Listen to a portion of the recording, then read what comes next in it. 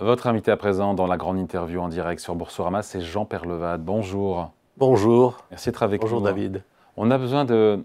Je voulais absolument vous avoir. Je vous ai appelé hier, je vous ai dit j'ai besoin d'avoir Jean Peyrelevade aujourd'hui parce que on vit dans un brouillard. C'est angoissant politiquement ce qu'on est en train de vivre, une espèce d'accélération du temps. Et donc voilà, je me disais qu'avoir un sage parmi nous, qui en a vu d'autres, vous en avez vu des crises politiques. Non mais voilà, ça permet de prendre peut-être un petit peu de recul. On a Emmanuel Macron, le président, qui dit donner jusqu'à mercredi soir à Sébastien Lecornu, Premier ministre démissionnaire, pour définir une plateforme d'action et de stabilité. Ça veut dire quoi ça concrètement? Moi j'ai compris que c'était en gros le mouton à 5 pattes. Il faut réussir à mettre dans la boucle à la fois le PS, les écologistes et LR. Enfin ça paraît mission impossible ça, non? Je ne pense pas que ce soit possible. Je crois que le seul espoir d'éviter une dissolution immédiate de l'Assemblée, c'est qu'ils arrivent avec le LR et le centre à refabriquer ce qu'ils viennent de rater il y a 2 jours pour des raisons finalement assez stupides. Je ne crois pas du tout à ce qu'ils arrivent à un accord avec la gauche. Pourtant, Marine Tondelier, la patronne des Verts, défend la nomination d'un Premier ministre de gauche plutôt qu'une dissolution. Est-ce que c'est une issue sérieuse? Est-ce que ça tient la route pour Emmanuel Macron pour avoir de la stabilité, de nommer un Premier ministre de gauche hors LFI donc, Non, parce qu'il sera immédiatement censuré, je pense. Pour des raisons de fond. Les socialistes peuvent être une solution, nous dit Boris Vallaud. Je n'y crois pas du tout. Je n'y crois pas du tout parce qu'on a des problèmes de fond à régler. Et je dois dire que malheureusement, je suis vraiment très malheureux de ça, mais c'est comme ça, les positions de fond du Parti socialiste le rendent absolument incapable de gouverner. Donc en dehors de la dissolution, quelle solution pour le président de la République d'un point de vue politique? Je pense que soit il arrive, comme je le disais, dans les 48 heures, à refabriquer un accord avec LR et ses propres troupes. Oui, mais ça on reproduit à l'identique. On reproduit à l'identique. Mais il y aura censure du PS dans ces cas-là. Parce que le PS voulait... Ce que le PS demandait, c'est d'avoir des victoires politiques symboliques, notamment sur la réforme des retraites. Puisqu'il n'y a pas de 49.3, ils ont demandé à Sébastien Lecornu, qu'il y ait un vote de l'Assemblée, dans le cadre du projet de loi de finances de la Sécurité sociale, sur la réforme des retraites, avec possiblement son démantèlement. Ce qui n'a pas été accepté au plus haut lieu. Je pense qu'il y a un certain nombre de concessions qui sont possibles de la part du gouvernement Lecornu, ou de son successeur similaire, si je puis dire, qui peuvent permettre peut-être d'arriver à construire oui, mais ça dépend du président de la République. Qu'est-ce qu'il doit lâcher, Emmanuel Macron, aujourd'hui? Ce sur quoi il doit lâcher pour éviter une dissolution? Je pense que il pourrait éventuellement changer la fiscalité de l'impôt direct de manière à ce que les plus riches ou les plus aisés payent un peu. C'était prévu déjà. Il y avait déjà 4 ou 5 milliards d'euros de mesures qui étaient prévues par Sébastien Lecornu sur les holdings, sur la contribution différentielle sur les revenus. Oui, déjà un petit pack qui était prévu, qui n'était pas le pack Zygman. Oui, mais tout ça, c'est pas le Parti socialiste qui a refusé. Hein. Ça n'a pas été... On ne sait pas quelle est la position du Parti socialiste par rapport à cette liste de petites concessions. Je pense que la vraie défaillance, d'une certaine manière, c'est de ne pas avoir réussi à constituer un gouvernement entre le centre et LR. Mais centre LR qui ont besoin, encore une fois, de la non-censure du PS. Oui, donc mais le président de la République doit lâcher quelque chose. Oui, mais le PS, jusqu'à présent, par rapport à ce qui avait été négocié ou pré-négocié par Lecornu, le PS n'a pas dit « je vais censurer ». Il est dans l'ambiguïté. Et je pense que, de mon point de vue, je suis peut-être trop optimiste. Mais une fois de plus, pour moi, c'est la seule manière d'éviter la dissolution. Un ensemble de petites concessions pour le PS peut peut-être l'inciter à ne pas voter la censure. Sans garantie. Parce que, sans garantie, mais parce que la dissolution, elle est extraordinairement dangereuse pour le PS. Pour tout le monde, pour le bloc central. C'est probablement l'arrivée au pouvoir du RN. Donc pour vous, il n'y a pas vraiment de solution. Et après, il y a Valérie Pécresse qui propose un référendum que le président public pourrait proposer avec des questions sur l'immigration, des questions sur le rétablissement de nos comptes publics. C'est peut-être une porte de sortie pour le président de la République? Je ne crois pas du tout. Je ne crois pas du tout parce que nous avons une montagne de problèmes à régler, de fond, dont les Français ne sont pas conscients. Parce qu'aucun homme politique ne s'en est saisi, aucun homme politique n'a expliqué quels étaient nos problèmes de fond. Et donc, on va faire un référendum, mais sur quoi? Sur la dette, sur la sécurité sociale, sur le fait que notre appareil productif est le fait de rendre la parole aux Français. Le fait de rendre la parole aux Français. Mais je veux dire, on ne peut pas donner la parole aux Français s'il n'y a pas en amont une explication de la situation. Or, aujourd'hui, cette explication de la situation où nous nous trouvons, les problèmes que nous avons, je vais en donner 2 ou 3 fondamentaux. Personne ne les explique. La gauche propose des mesures qui sont stupides par rapport à la nature des problèmes que nous avons à résoudre, et la droite est silencieuse. Alors on a 2 problèmes majeurs. La dette, tout le monde en prend conscience, les Français en prennent conscience. Simplement, ce que les Français ne savent pas, ce que les hommes politiques eux-mêmes soit ne savent pas, soit ne disent pas, c'est que la totalité de notre déficit budgétaire provient des dépenses dites sociales. La totalité. Autrement dit, nous avons 900 milliards de dépenses sociales tous les ans, 32% du PIB. 32% du PIB, c'est des dépenses sociales. L'État, ça n'est que 15%. Donc quand on dit on va résoudre le problème avec des économies d'État, la vis de l'État, c'est de l'illusion. Oui, il faut faire des économies, mais ça ne sera rien du tout par rapport aux 5 ou 6% de PIB qu'on a à trouver. Donc on a 32% de dépenses sociales, et sur ces 32%... sociales, c'est la retraite, c'est la retraite, la santé, la maladie, l'aide au logement, Et on fait quoi? Les Français, quand on les interroge, ils ne veulent pas qu'on coupe là-dedans. Je n'ai pas dit qu'il fallait couper. Ah, on fait quoi, alors? Il faut trouver des recettes en face, de vraies recettes. C'est-à-dire, il faut demander un effort à la totalité des Français. Et cet effort portant nécessairement de façon plus importante sur les plus aisés et les plus riches. Mais sur 100 milliards d'euros d'économie ou d'efforts budgétaires qu'il faut faire, combien les plus aisés, les plus fortunés doivent prendre leur part? Parce que c'est ça le sujet de fond que soulève le parti. Je vais juste vous donner des ordres de grandeur pour montrer qu'on est dans l'absurdité la plus totale. On a besoin, effectivement, dans les 5 ans qui viennent, de trouver entre 150 et 200 milliards d'euros pour rééquilibrer les dépenses. C'est un peu moins que ça. La Cour des comptes chiffre ça à 105 milliards. Oui, trop optimiste, comme souvent la Cour des comptes. Je vous dis, le déficit budgétaire aujourd'hui, c'est 150 milliards. Ouais. Donc, et en plus, on a des dépenses d'investissement c'est vrai, qui sont à faire. En plus, la défense, l'écologie... donc alors, ouais. Donc je pense qu'on n'évitera pas une augmentation d'impôts. Pour tout le monde. Pour tout le monde.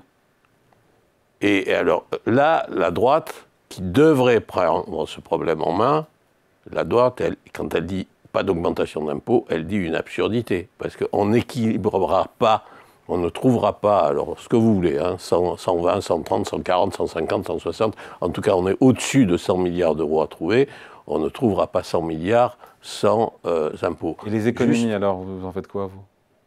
Les économies, ça sera 10, 15, 20, 25. Parce qu'on ne veut pas faire, parce qu'on ne sait pas faire, parce qu'on ne peut pas faire? Parce qu'on ne peut pas obtenir plus que ça. Une fois de plus, les dépenses de l'État, c'est 15% du PIB. Comment vous allez faire? Vous croyez que vous allez pouvoir faire comme ça 10% d'économie sur les dépenses de l'État? Sur les dépenses sociales. Je ne dis pas qu'il n'y a pas d'économie, mais c'est un sujet extraordinairement difficile, extraordinairement conflictuel. Il ne faut pas oublier qu'il y a 10 millions de Français qui sont en situation de pauvreté.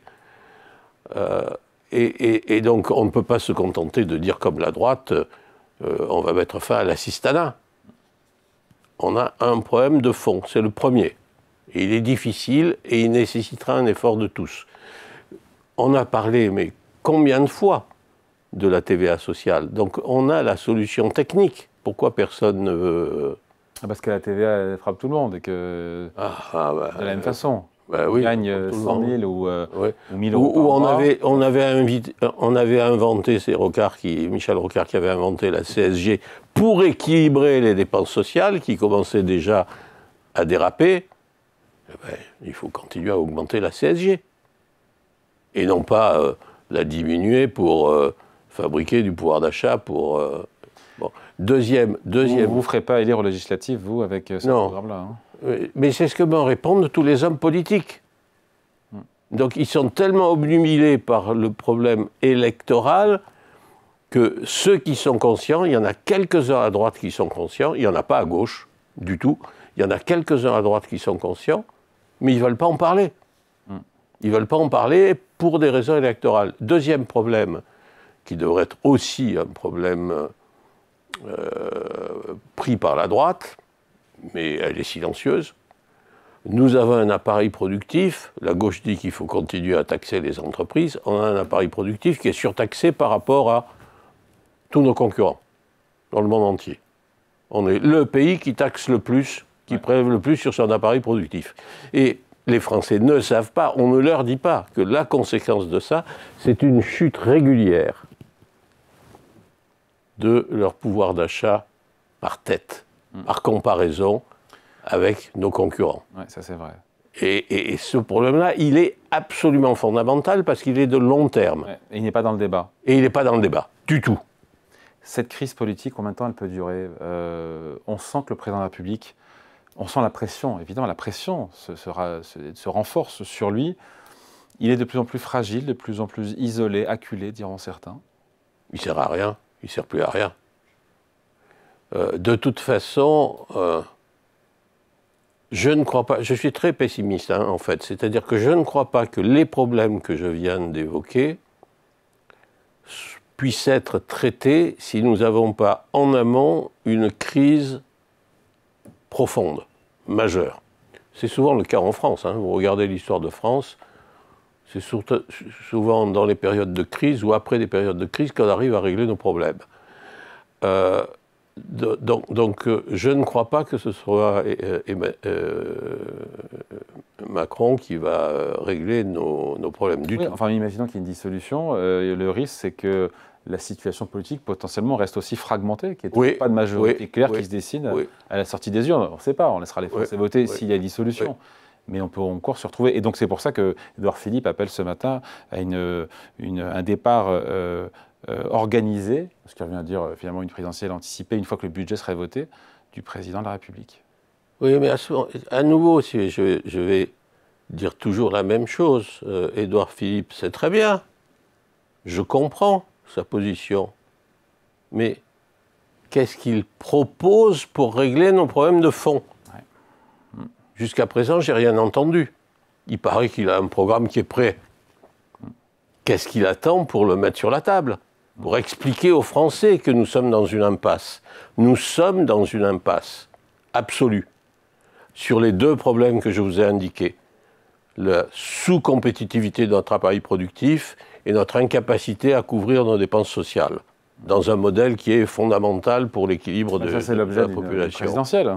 Ben oui, mais il ne peut pas à la fois dire le président doit s'en aller, et bien entendu, je suis potentiellement candidat, mais je ne vous dis pas du tout ce que j'ai l'intention de faire. Il paraît que la Commission européenne, c'est ce que dit les Échos, s'inquiète, Jean-Pierre Levade, pour la stabilité financière de la France. Les taux longs les taux de financement de la France sont repartis un peu à la hausse, rien de dramatique. On a 90 points de base, on l'a déjà dit, sur le spread franco-allemand. Les taux à 10 ans français sont à 3,60%. Voilà, il n'y a pas non plus il y a pas de cataclysme non plus, mais... Non, mais on est dans la situation, d'ailleurs, ça va prendre du temps d'ailleurs probablement pour arriver à la crise qui va enfin déclencher, j'espère, une réaction positive. Plus le temps va passer, moins on va traiter les problèmes, et plus la situation financière va se détériorer. C'est inéluctable. Pourquoi? Parce qu'il y a eu un changement profond dans la situation depuis 1 an ou 2 maintenant. C'est que, notre taux de croissance n'arrête pas de baisser. Donc on n'est pas les plus mauvais, on fait mieux que l'Allemagne. L'Allemagne, elle a une récession, si je puis dire, accidentelle. Ça va durer 2 ou 3 ans et puis elle va redémarrer. Je n'ai aucun doute là-dessus. Nous sommes dans le long terme avec un taux de croissance qui n'arrête pas de baisser. On est à 0,8% cette année, il n'y a rien de dramatique. Oui, je vous dis, on va continuer à baisser. Et deuxièmement, comme notre taux de croissance est relativement faible, comme les taux d'intérêt sont montés, maintenant les taux d'intérêt sont devenus supérieurs au taux de croissance nominale. Et là, donc vous avez une détérioration, continue, régulière de la situation de la dette. Et donc, une montée permanente, si je puis dire, des taux d'intérêt au fur et à mesure. Il ne faut pas oublier que la moitié de notre dette est portée par l'étranger. Absolument. Les créanciers internationaux. Oui, la moitié. Et donc, tout le monde dit, oh mais non, la dernière fois qu'on renouvelle à peu près 10% de notre dette tous les ans. Hein. Ouais. Donc, tous les ans, on emprunte 10%. 300 milliards. 300 milliards, c'est quand même pas rien. La dernière fois, on a dit, on a réussi à placer sans problème, donc ne vous inquiétez pas. Oui, sauf que on a placé à un taux d'intérêt déjà plus élevé, et ça va continuer comme ça. Et deuxièmement, ce que le gouvernement évite de raconter de manière trop détaillée, le nombre de volontaires, si je puis dire, pour souscrire à la dette... C'est un petit peu réduit. C'est réduit. Ils sont toujours, c'est toujours largement sursouscrit, mais... Oui, mais moins qu'avant. Et ça va continuer. Et plus le taux d'intérêt va monter, et moins vous aurez de souscripteurs. Et donc... oui, non, parce que la France qui s'en est à 4%, on n'y est pas encore, mais il y a plein de gens qui seront très contents de prêter à la France, je veux dire, à ce taux-là. Quand les Américains ont eu un taux à 10 ans à 5%, on disait ça va monter à 5, 6 ou plus. Non, parce qu'à 5%, les investisseurs ont voulu acheter la dette américaine et ça a rebaissé derrière. Sauf que jusqu'à présent, comme l'Allemagne ne s'endettait pas. Ah, ça, vous avez raison. On a un concurrent sur le marché du financement. On était les seuls. Ouais.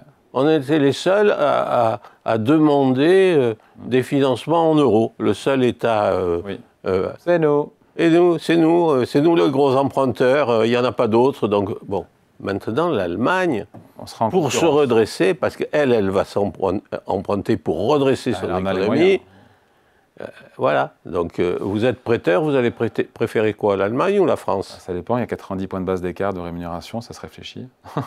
Ouais, Jean, on se connaît depuis longtemps et c'est pour ça que je voulais vous avoir aujourd'hui sur Boursorama, c'est que, voilà, je me dis que vous-même, d'un point de vue politique, sur les problèmes de fond, on les a bien compris et ils ne sont pas traités par personne et ils sont mis sous le boisseau et un jour ça nous reviendra dans la figure. Voilà. J'ai compris votre message. Mais d'un point de vue politique, vous-même, qui en avez vu d'autres, politiquement... les issues sont quand même très restreintes. Enfin, je veux dire, on les a passées en revue. Hein. Entre le référendum, non, vous me dites non. Premier ministre de gauche, vous me dites non, ça ne tiendra pas. Je vais vous donner mon... Et on essaie de finir aussi sur une note positive, quand même. Je vais vous donner mon problème personnel. Je suis social-démocrate jusqu'au bout des ongles. J'ai quand même été... conseiller de Pierre Mauroy pendant 2 ans, j'étais l'un des acteurs du tournant de la rigueur de François Mitterrand. De François Mitterrand. Aujourd'hui, pour moi, il est exclu que je vote pour la gauche, compte tenu d'un programme qui est complètement fou et qui nie la totalité des problèmes de fond que nous avons. Même les propositions du Parti Socialiste. Vous vous retrouvez dans rien. Je veux dire, voir le Parti Socialiste défendre la taxe Zuckman, pour moi, c'est... qui est une illusion absolue, qui est la démagogie pure, c'est pas question. En plus, ils disent aussi qu'il faut faire payer les entreprises. Hein. Taxe Zuckman sur les ultra-riches plus les entreprises. Sous-entendu, on n'a aucun effort à demander à la totalité de la population. Au contraire, la totalité de la population, on va augmenter les salaires et on va augmenter les rémunérations. Sur les bas salaires, sur les bas salaires. La baisse de CSG, elle est sur les bas salaires. Le travail. Le travail. Le travail. Le travail, en général. Donc, avec quelles ressources bon, on ne sait pas. Exclu. Donc, pour moi, le seul espoir, aujourd'hui, c'est de voir apparaître un gouvernement de droite qui soit capable de s'attaquer à ces problèmes-là. Mais il n'y a pas d'assises parlementaires pour ça. Pour ça, il faut repartir. Bien entendu, mais bien entendu. De toute façon, il faut que... Mais il faut d'abord, y compris d'ailleurs pour gagner sur des élections législatives, il faut qu'ils structurent un et on revient au point programme, et on revient au fond. Je vais donner un exemple sur la droite. La droite, de ce point de vue-là, elle est assez proche de l'extrême droite en disant on est contre l'immigration. Mais ils savent qu'on ne peut pas se passer de l'immigration. Donc on a besoin d'un vrai programme sur l'immigration en disant oui, on va essayer de s'opposer à l'immigration irrégulière, mais en revanche, il faut qu'on fasse comme le Canada et qu'on essaye de faire venir des gens dont on a besoin, des gens qualifiés, etc. Est-ce qu'il y a un discours de droite sur qu'est-ce que serait qu'une immigration contrôlée et intelligente? Moi, je n'ai pas vu, connais pas. Et donc, pour finir sur une note positive, on dit quoi? Ben, pour l'instant, je suis très, très, très pessimiste et j'attends la crise. C'est-à-dire, je pense que la solution des problèmes français, ce sera une crise majeure, probablement d'origine financière. On n'en est pas encore là. D'ici là, il y aura sûrement peut-être une dissolution. On en reparlera. Merci de passer nous voir. Jean Peyrelevade, donc invité de la grande interview en direct et en replay également sur Boursorama et sur YouTube. Merci à vous. Merci David.